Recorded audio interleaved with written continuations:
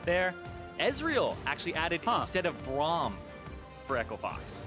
That to me makes me wonder if they're actually just going to first pick Braum. You know, if it's up, do they actually value it that highly? You know, expecting perhaps a swap over to the Alistar or something like that. Braum can often be a very strong answer there. As Alistar engages, Braum jumps forward, puts up the shield. I was going to say, I think it depends on that. And I think with the Rise ban, they are going to first pick Braum. A really nice read from Echo Fox. Yeah, this makes a lot of sense. I think just kind of in the flow of the series on some of the adaptations and changes that have been made, this does seem like a good takeaway. The Rise not going to be going Damonte's way for the first time in this series, so getting some respect for how well he has been playing it. Yeah, which is so interesting because if you don't ban the Rise, then you get at least Rise or Braum, and you force them to pick one of them, which is, it's very interesting to me that TSM went for that. I wonder if this is the Zven bot lane Swain. We have seen 2 games. He won them both during the regular season. I don't believe Bjergsen has played it just once. Okay, so 1 game on Bjergsen. So it could be a flex pick. Traditionally, this split, it has been more of a bottom lane carry. And he was playing it a lot in solo queue, right? So it's been something that he picked up the mages quickly, even though they didn't show him on stage. This is very, very interesting because it does make it a lot harder because this would be where you would lock in that Draven, right? But you don't actually know. So theoretically, you could go the Draven, then they just lock in like a Kaisa or whatever third pick if you go something a bit more passive. Yeah, and they also got a really good combo on TSM's side. Trundle pillar into the Swain pull, whether it's mid or bottom, is very, very potent in the early game. It just depends on which lane you kind of want to mess up with your jungle ganks. You want to go to the Swain lane. Oh, wow. I love it. Stealing away the Kaisa after picking Kindred again for Dardoch. Throwing down the gauntlet there, saying, I'll show you how it's done. But what would be really spicy is if Zven locked in Draven right now and says, I'll show you how to play that counter matchup. Yeah, I don't know about Draven into Braum, though. He's going to block a lot of the damage, soak it up. That's the one that is like, the Braum is kind of a stopper and allows you to pick the Kaisa yourself without too much fear of a Draven counter pick. Oh, so Pyke, if we get the Pyke Swain is such a popular bottom lane because of some of the interactions with the passive. You get the Pyke hook, then you can actually pull them back even further and get this kind of super long distance pull. You can also pull off of the little dive forward with the stun coming up from Pyke. So can be a very popular combo. This was really used a lot by Bwipo and Hillsang for Fnatic over in the EU LCS, one of their most successful lanes, and TSM going to be bringing it out again here. They have played it once together in the NALCS. And it's been a very potent combo, like you said. It's kind of the double tug, the pull backwards. And so the Kaisa, especially the Braum, has to watch out for that, right? Because the Braum will get pulled so far in that he will be out of range to W, and it'll force the Kaisa to walk up at that point. And that means you haven't potentially even committed your E as Pyke, and you can stun afterwards. Yasuo as a ban here, very interesting. Now, that Trundle Yasuo combo can be pretty powerful, and may be something that they're kind of worried about, as Damonte could be looking for a blind pick mid. Feels like there's kind of 2 champions that signal to me when you ban champion like Yasuo, Gnar and Zoe, kind of the obvious ones. Zoe obviously untouched this series, which is pretty insane given how prevalent she's been even in recent weeks, but a Syndra ban from TSM, so finally going to push Damonte down a few pegs. Have to remember though, it has been nerfed on 8.16, so a lot of people are going to have lower priority on the pick in general. But yeah, no Syndra, a no Rise. Damonte going to have to show us something new. And I'm looking at Damonte's picks: 5 Syndra games, 2 Yasuo, 1 Zilean, 1 Akali, 1 Rise. The other champions that are left he's even played this split are 2 Zoe and 1 Cassiopeia, as well as a Galio. So he is going to have to show us something not just new in this series, but potentially something new for his career so far in this split. Yeah, I mean, there's been 6 mid lane bans so far between Akali, Yasuo, LeBlanc, and so Azir seems like a pretty nice pick here, blind for Bjergsen. Damonte did not have an impressive Akali game.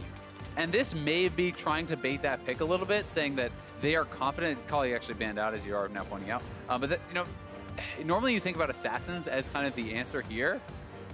I'm not sure what he would go. Cassio can tend to struggle, like I've seen a lot of times in those matchups. Galio can be an answer.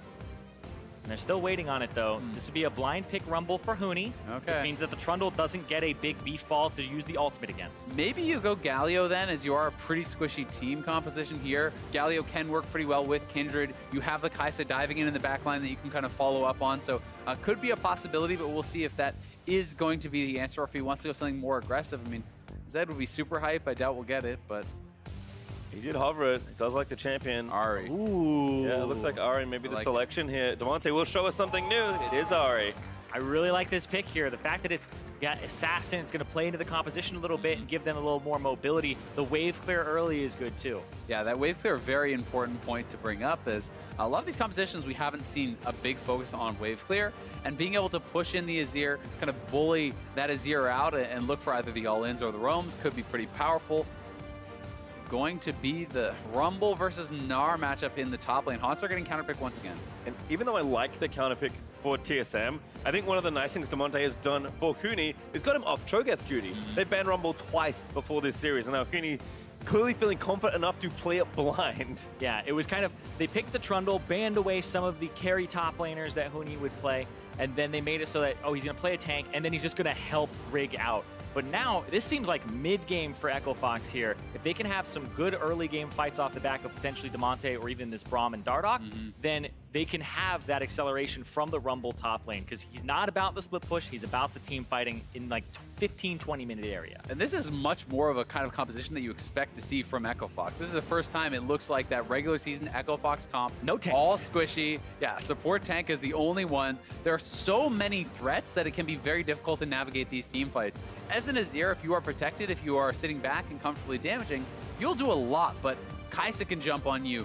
The Ahri can dive back and assassinate you. The Rumble ultimate can get dropped on you. It's going to be tough for Bjergsen. Yeah, but on the flip side, Echo Fox, they really are dealing with mostly magic damage. Swain, Azir, the Trundle isn't going to offer too much in terms of physical damage, and then Hauntzer's going to be potentially split pushing for most of the game. So if itemization comes through, which is mostly magic damage focused or magic resistance focused, Echo Fox can have some good mid-game fights. Yeah, going to be really interesting. And if it does turn into that split push style of game for Hauntzer, there is not a lot of hard engage here whatsoever for Echo Fox. You can drop the equalizer to try to start something, Ahri can kind of jump in and start something, but that is not consistent. I also liked what Dardoch said. You know what, TSM?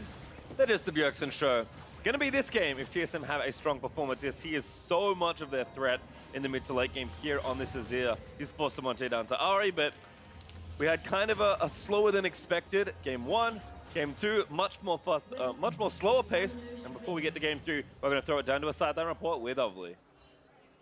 Thanks, guys. ThinkCard, I want to ask you, what was the attitude of the team like after the first game loss, and how are you guys able to refocus and pull off the game two? So after the first game, we had a lot of early game pressure, so we really just had confidence that we just made a mistake around the Baron first turret, just decision making. And so we were just confident in ourselves that if we run it back with the same picks, we'll just play it better, and we did, and we'll have a cleaner early game and just go forward with those advantages. So to that, game one and game two's draft were pretty similar, so why the big changes in game three? We just expected them to change things up, and we have so many different prepared drafts that we always just want to keep them on their toes because they just can't get comfortable and think we're going to do the same thing every game. Well, thank you and best of luck to you. Back to the casters.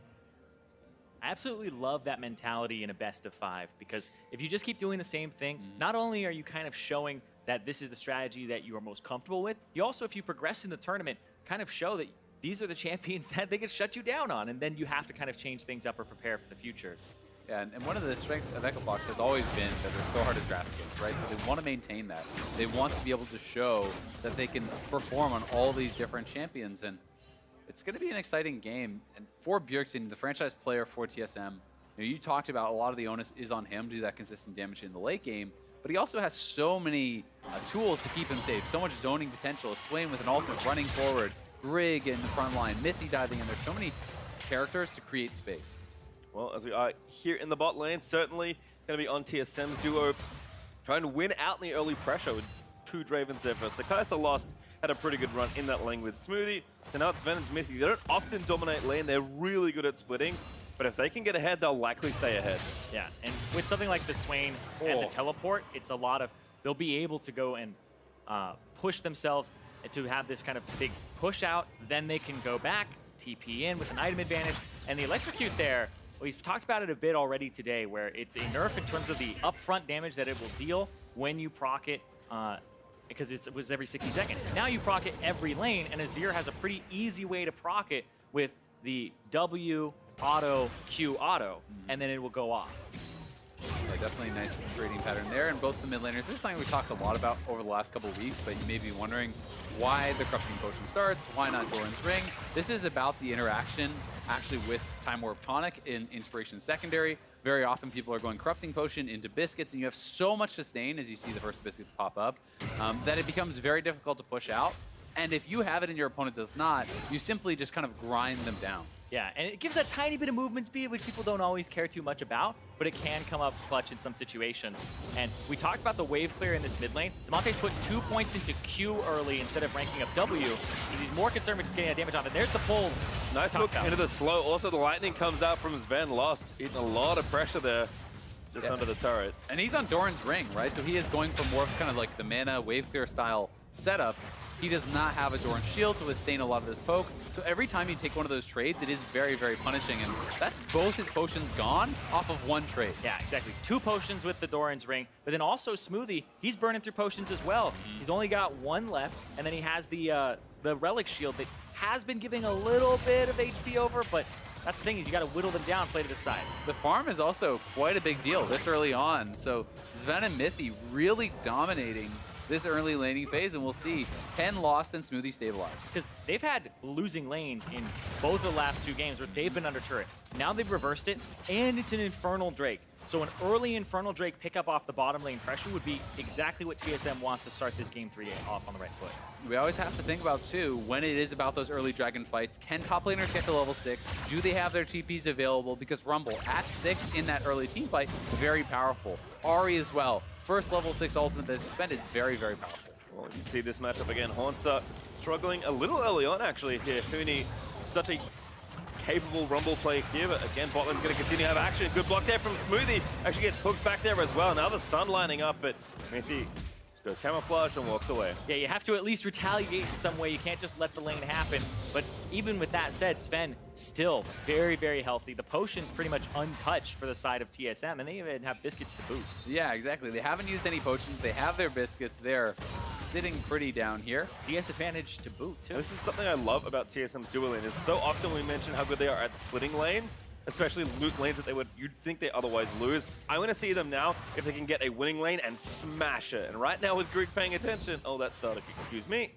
Not too surprised though, the junglers are starting to take visits down there. Yeah, but he might have to go all the way around if he wants a gank to happen, because that's just a tri-brush ward. There's no ward up in the anywhere in the river that would spot him if he were to play to this side. And Mithy has sweeper. He doesn't have wards to place down. So he goes around a clear vision not to place it, and it leaves the pushing lane vulnerable.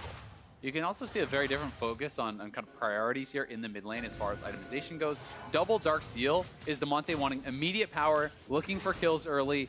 Bjergsen goes boots and a null magic mantle. So he is just looking to survive the farm. He doesn't necessarily need to kill his opponent to be winning. If he is even going even in farm, Bjergsen is going to feel like he is winning this lane. Yeah, and getting that before level 6. You need some magic resistance before level 6 comes out, or else it's kind of the rule of thumb against Ahris and Syndra's. You really do need that as soon as possible, because you're looking to scale, you're not looking to smash the lane.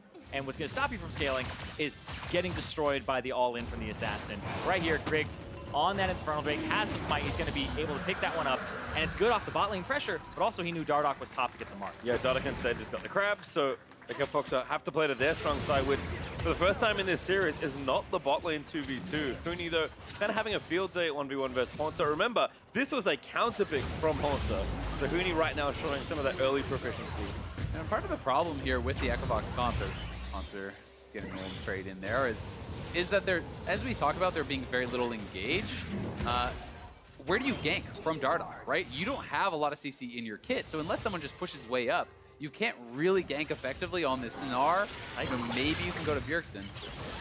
Damonte also trying to roam up. He's a good candidate as TP in from Fox. They really want to take this red buff here. And here's Smoothie coming in, does have the spell book, so that looks to be a red buff steal. Dardoch just waltzes in with 4 and takes it away. Pretty big commitment, though, for that. They're actually going to expend the first spellbook TP. One of the nice things about that, though, is it at least gets that rotation ticking through. Once you actually use 6 different summoner spells, you start getting them very, very fast. So Smoothie, not too afraid about using it liberally. Yeah, and you want to do it very, very early on. People have blown ignites, they've blown heals in just one lane. They go. Look at that, Bjergsen. Oh, Bjergsen with a good scoop back, but again, dash back there for Damonte. Gonna force the flash out of the Azir. Here's Mithy. Actually gonna get things turned back around on Dardoch. Just wants to fight him. Smoothie's here in the mid lane, that's why. But a stun under the turret. Good ult there from Dardoch to stay alive. Just barely, too, with the Lamb's Respite. And that is flash blown from Bjergsen, and then the ultimate from Dardoch. And a lot of the times when you're trying to gank these lanes and go for a turret dive, you need that Lamb's Respite to make it happen. Yeah, and Dardoch just kind of chased forward into the Phantom Undertow there from mithy. So he just walked into that stun under the turret and gave up more than he needed to. It was a good initial play though from them, trading out the ultimate for the flash from Damonte, because Damonte now, next time his ultimate is up, you can go for a charm flash on a Bjergsen. If you nail that, still having Ignite available, there is the possibility of the kill. Cleanse there though from Bjerg, so it can keep away, but Dardoch, I like that he's kind of not doing as much farming, trying to pressure some of these lanes. He's been very proactive in the top half of the map. Yeah, he's definitely going to have to focus on farming because both Damonte and Lost are down in CS. Huni's up in CS. So you want to have at least another person who, when you go to 2-on-2s, you have somebody who's quite powerful. So using the kindred's kind of early part of the game where you have an advantage in farm and speed over the Trundle is going to get him to his completed jungle item sooner than Grig.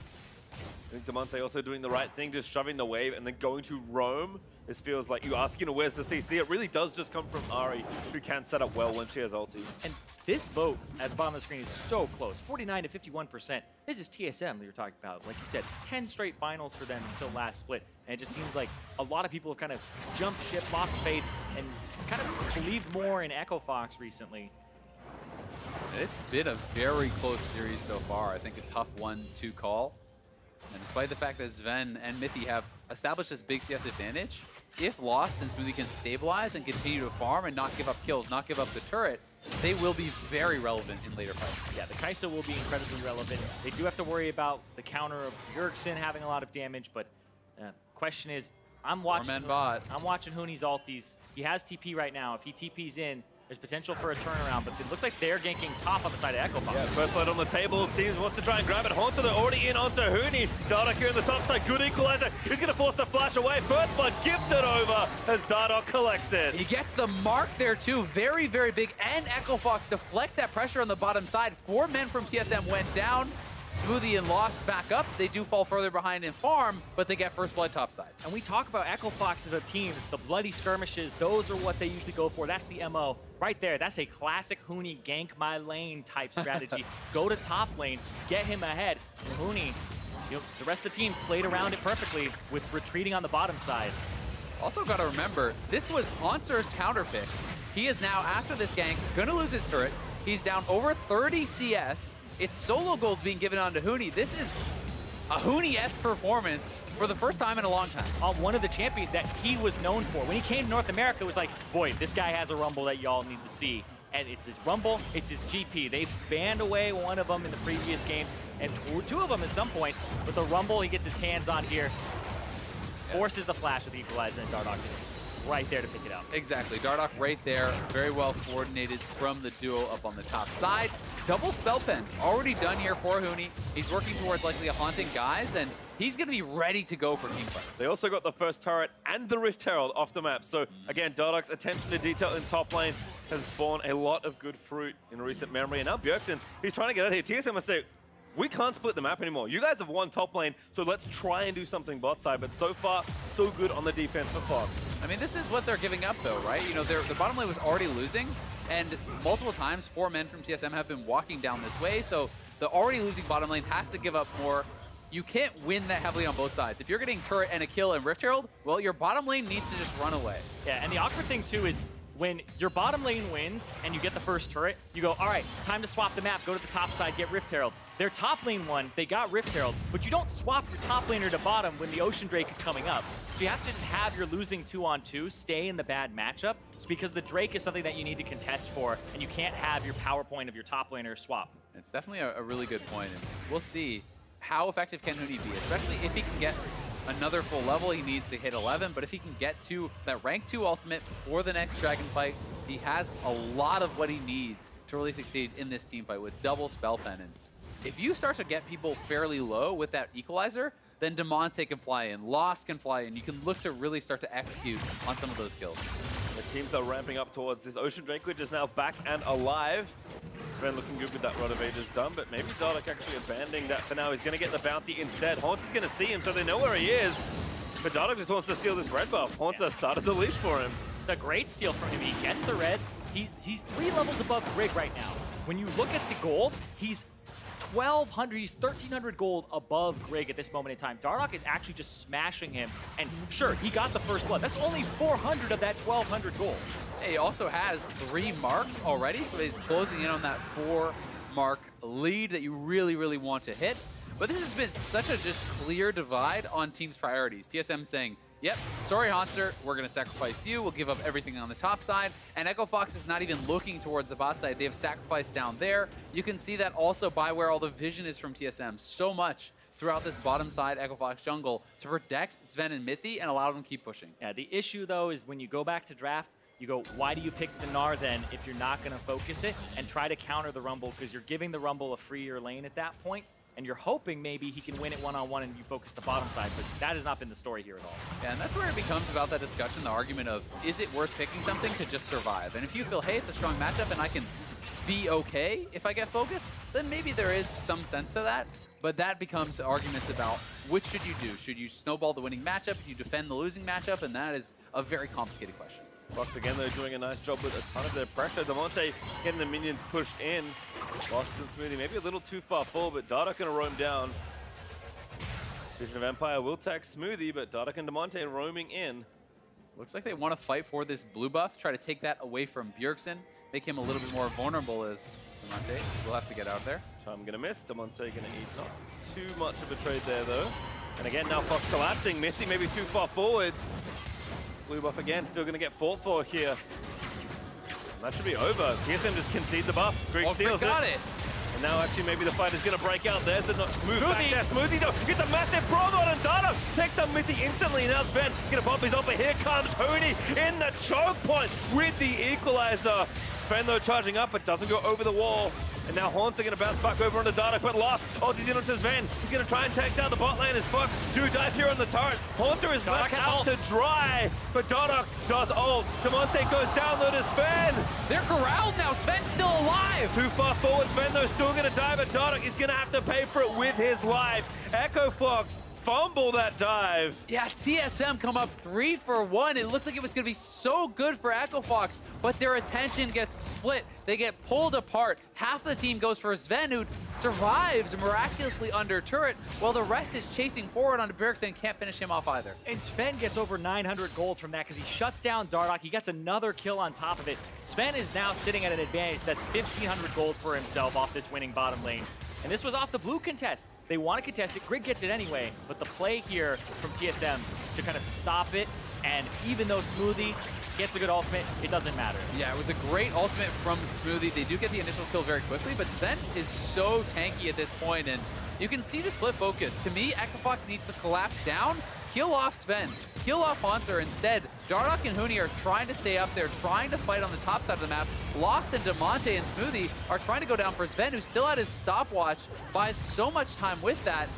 The return on the Q misses, Damonte dies, and then everything falls apart. A very mismanaged fight here from Echo Fox. Yeah, that stopwatch coming up means a lot there because it saves him for a long time, allows him to get Dardoch afterwards and get that big cash and gold. Well, TSM going to keep the goal close, and of course they still have a 2 Drake lead as the turrets are also tied. Fox again playing a little scrappy, but that does come with a few more associated risks.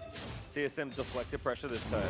And I mean, that's their strength, but it also, as we said, it's that kind of double-edged sword, right? Sometimes it is also their weakness. Sometimes they get a little bit too bloodthirsty. They expect to win on both sides, and instead of just guaranteeing a win on one side and killing Zven and maybe pressuring the turret, they end up trying to go for everything, and they get nothing. Pressure not stopping though. Dardoch leaps onto Bjergsen, uses the smite on top of it. Dardoch able to Q out of the way, but Smoothie is going to block some of that here. Does get pulled back by Pyke Q. The Fox still safe for now. Again, pressure on the Hauntzer. Damonte going to try and line it up. Hauntzer, where can he really go? The Grom! Nice moves there from Hauntzer to make sure the charm could not land. Now, those charms, they haven't been landing true pretty much at all for Damonte this game. You need to start landing those and get that extra damage because it's a large part of her kit now where it amplifies the damage of her abilities and actually the damage a person takes if the charm hits. It's definitely critical, especially when you are going for this kind of more early game focus with the double Dark Seal. You have the Corrupting Potion. Doesn't even have one completed item at almost 18 minutes, right? So you really do want to start picking up those skills, start getting to a stronger point in the game very quickly, or Ahri can start to become less and less relevant. Yeah, Bjergsen already finished that Nashor, so working pretty quickly on item number 2. Huni is still very strong in the top lane though. So with Mountain Dragon up in a minute, maybe see Fox to continue that pressure, but does feel like they'll have to fight for an objective again in just 50 seconds. And Dardoch still has a huge lead. You know, he's still nearly 2 levels ahead. Grig just hit 11. He is 12 and, you know, is on 2 completed items. So they have another huge damage source from Dardoch. And he also has 4 stacks now off of that dive. Got that kill. I think it was Zven who was marked at the end. Finally picked it up. So he does have all worth pretty much everything he would want. I don't know about a 1 stack for 300, 600 gold going to this person. I don't know, but you feel really good as a kindred when you hit that point. You basically feel like your champion now has the ability to snowball in team fights and can team fight much more effectively. And for Dardoch, someone that is kind of plagued by notoriety, this is someone that despite how good he has looked, he has never produced results at least enough to become a champion. So this is a man with his eyes on world, looking to get stuff happen, but Smoothie may be caught out of position. Stand behind's over to loss, but now Grig could be the target. It's going to be some good damage. Nice ult there, and that's the kill. Dardoch able to take him down. Smoothie there will get executed by Pyke as Dardoch. Still trying to cut it out. He gets pulled back, lands despite his burn. Here comes Damonte, but Hauntzer going to zone him out of the way as Dardoch will escape. Huni looking to save it all. Mithy takes down Dardoch, but Huni able to grab this Zven, and now Damonte over the wall. Ulti there from Mithy, follows through. What a play by the Pyke. Damonte did to Hauntzer. But Lost finds up the W, and somehow Mithy gets out of there. I think that was blind, too. I don't think he saw that he was actually right there. There was no vision on him. They knew that he was in the area, but then he just eased right out.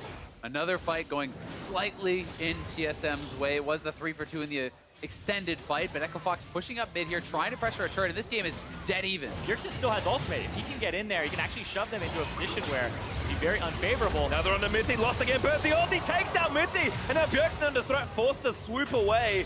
Still the turret is on Echo Fox's eyes. It's on Huni though. But the mini wave dead. Bjergsen insta-wave cleared there. Now he's going to chase in, but doesn't go for the kill. That's one where, that's a oops from Mithy, man. He's too far forward. It's 2 damage dealers on your turret versus 1 damage dealer, and then the Pyke, who's very squishy, right? He doesn't get extra HP from buying HP items. He does have some durability and Aftershock, but it's still not enough, and I'm mountain for TSM. Yeah, the fights just aren't stopping. Dardoch is around, but they won't be able to get this one, and this is a very explosive game. So scrappy, both teams putting all their confidence in their in-game team fighting. It's an explosive game, but it's literally both teams are exploding back and forth. It's not one where one team is just smashing the game. All 3 games so far have been neck and neck. And I remember when we were talking in the middle of the week, Jad was even saying this, he's just sad that this matchup of Fox TSM is a quarterfinal happening so soon. Because both of these team styles, with the way they match up against each other, is so interesting to watch.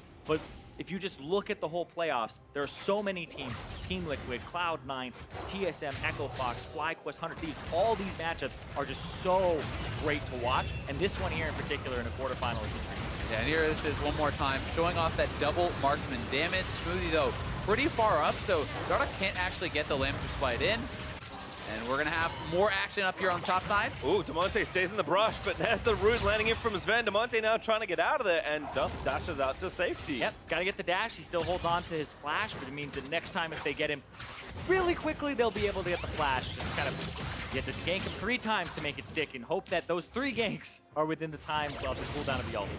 Good little bit of pressure, though. Not too much of a cost there for TSM, and the more they're keeping Damonte down, the more time is being bought for Bjergsen. He is now on 2 full items. That Banshee's Veil coming through makes it so much harder to ever pull off that assassination, because now you have to knock that off before you even look for a Tron.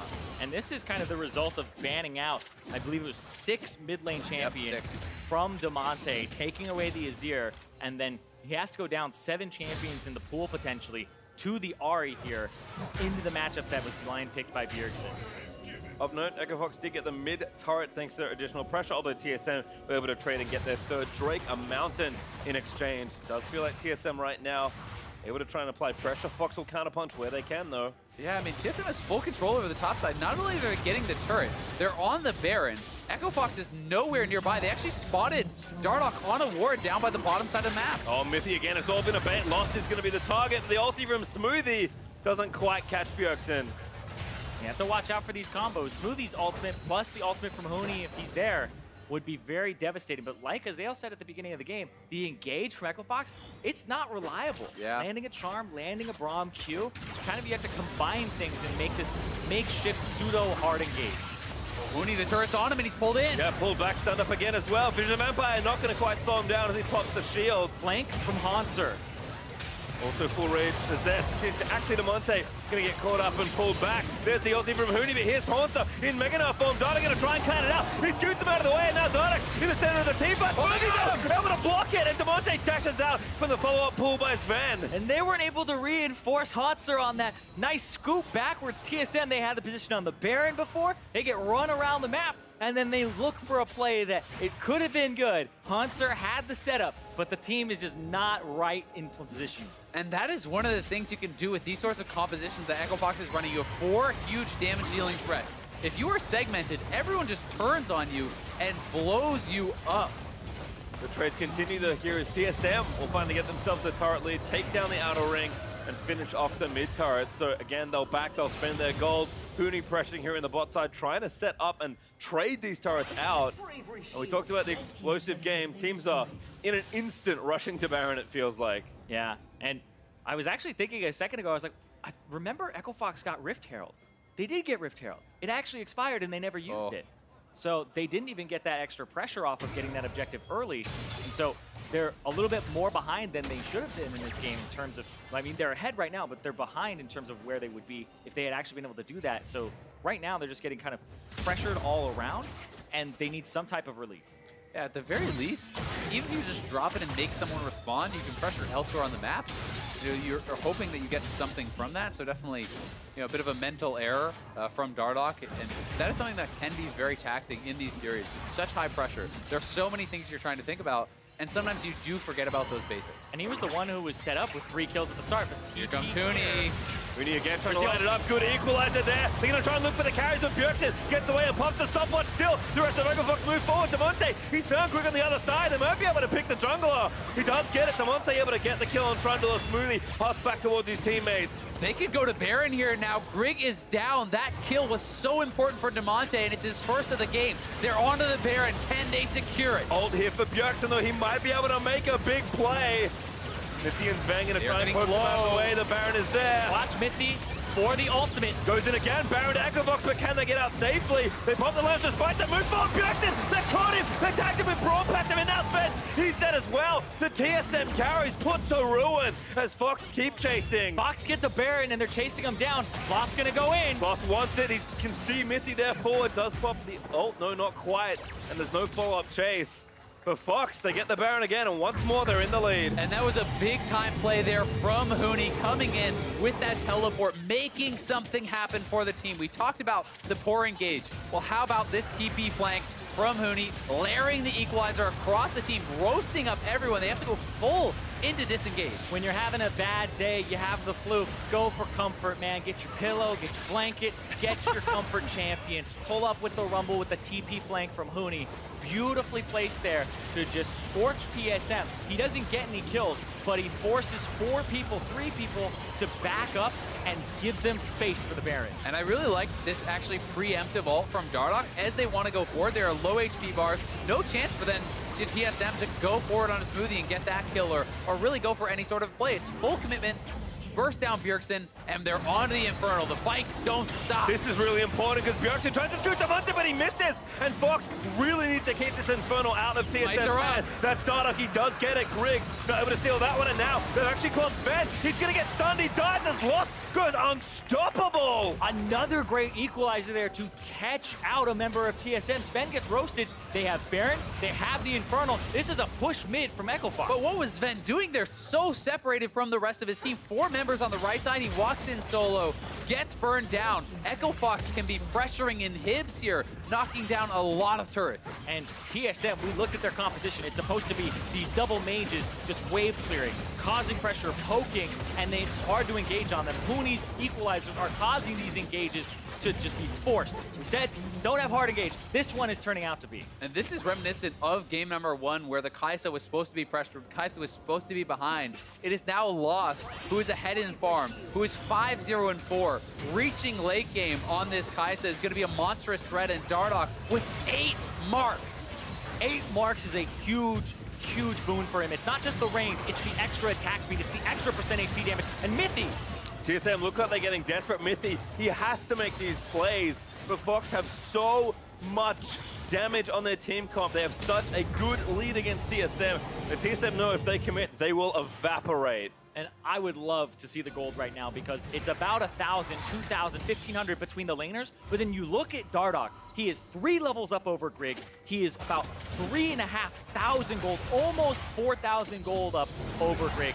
He's on a carry, yes, but he has been putting in the work. He is doing amazingly right now. He has the most gold on his team. And you can see that early game focus where he was focusing on farm, focusing on playing around the top side, taking camps away from Grig.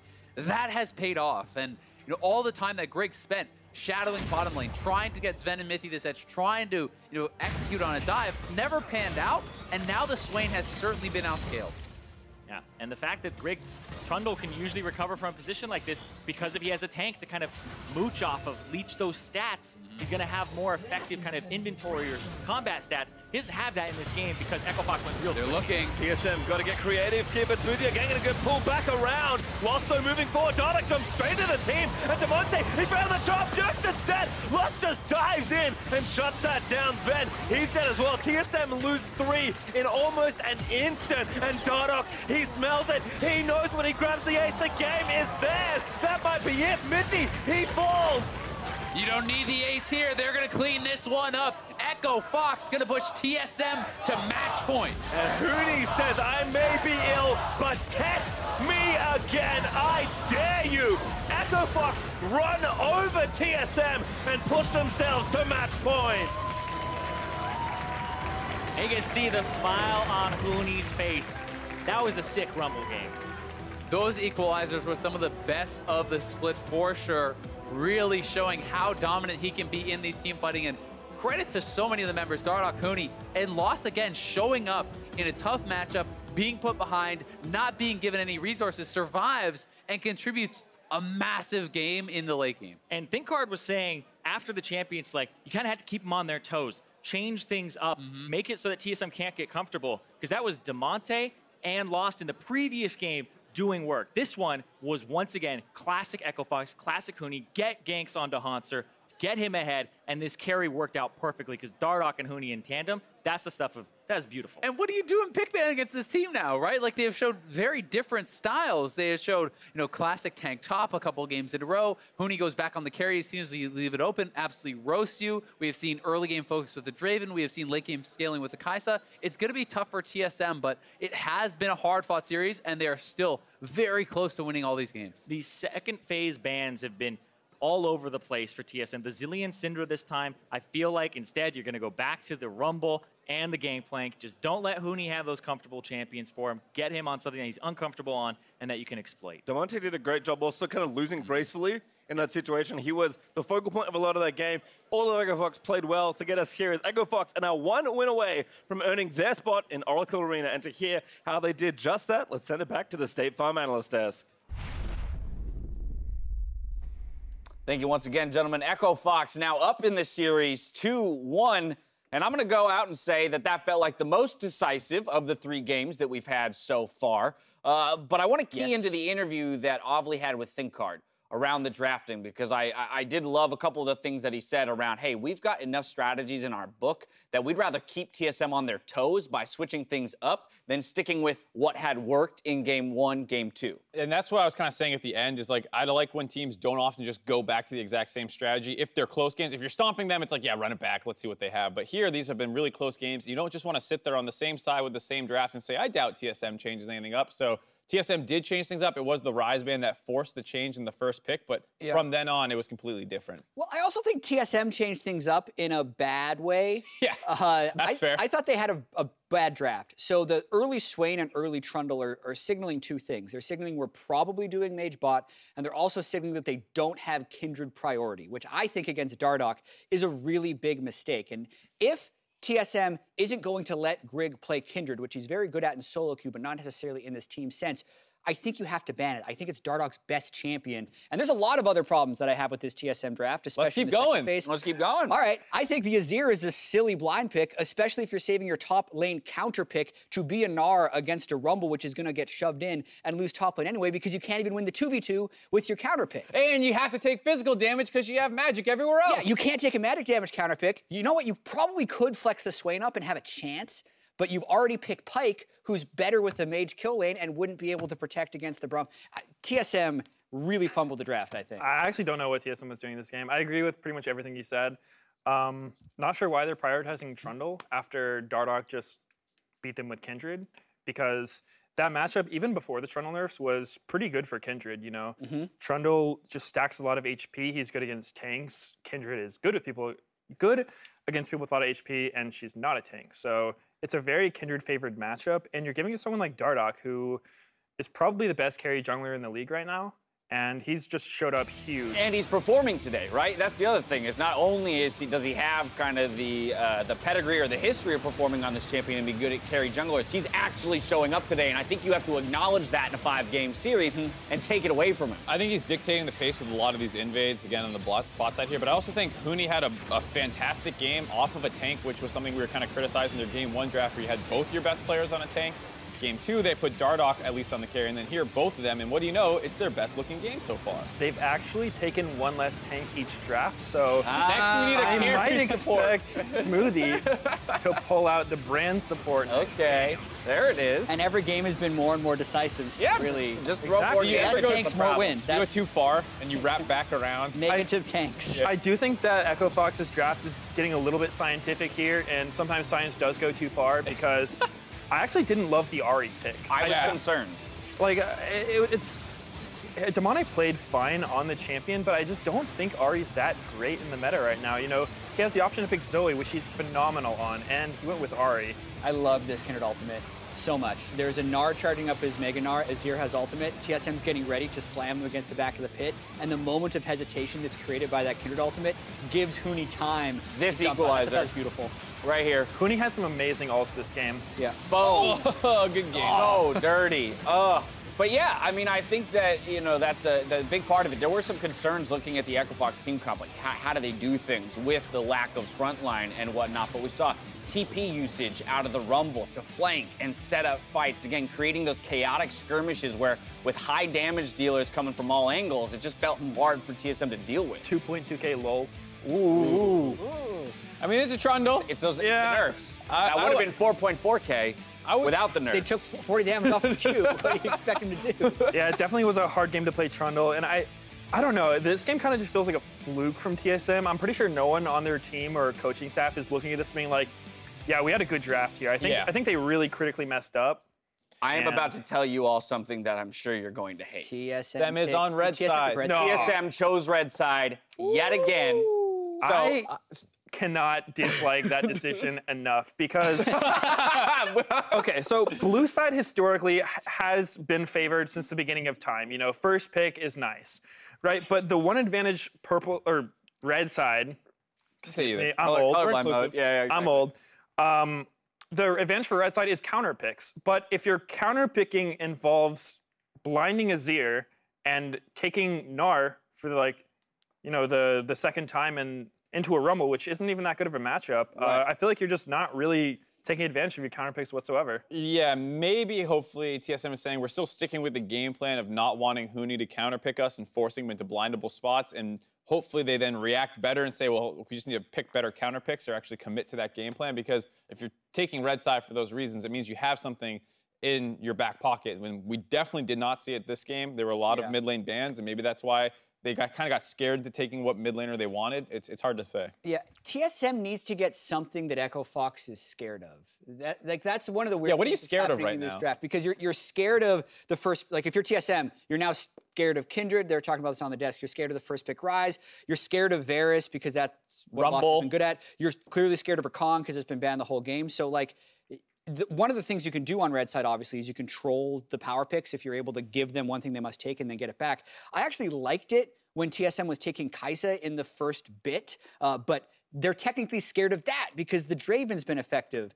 They must have something Right, that they think they should be scared Just of. to see where blue side 59% win rate. So Yeah, just to put this some split. numbers to it, exactly. So 59 to 41. I mean, it definitely it only supports your point, Chat, that TSM must really feel there's a reason they should be on red side. Well, Fox chose red side a lot. They're the one team that actually seemed to prefer it. So that's a little Until today. One thing that I think is pretty interesting about, especially how last draft went, is that while red side is the counterpick side, EchoFox counterpicked almost every role. Yeah. They got a mid counterpick, they got a jungle counterpick. That should not happen. Top lane matchup was good.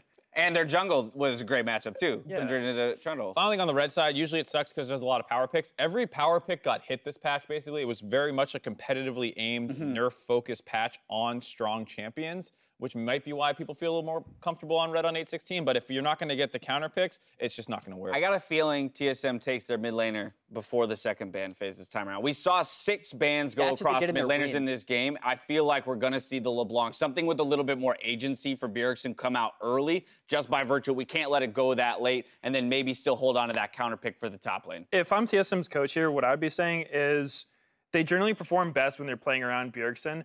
And so just put him on a playmaking champion, something like LeBlanc, Zoe, whatever. Syndra. Put Hauntzer on a tank. He's good at that kind of role. The Gnar Kennen style is not really working out for them. Give Grig something strong, you know, just not a tank into Kindred. And then your bot lane just needs to go back on the Braum and a carry. That's kind of the style they've done well with. And they seem to be branching out, but not finding much success. Yeah, here's the headset.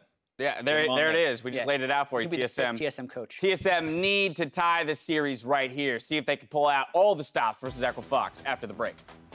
Another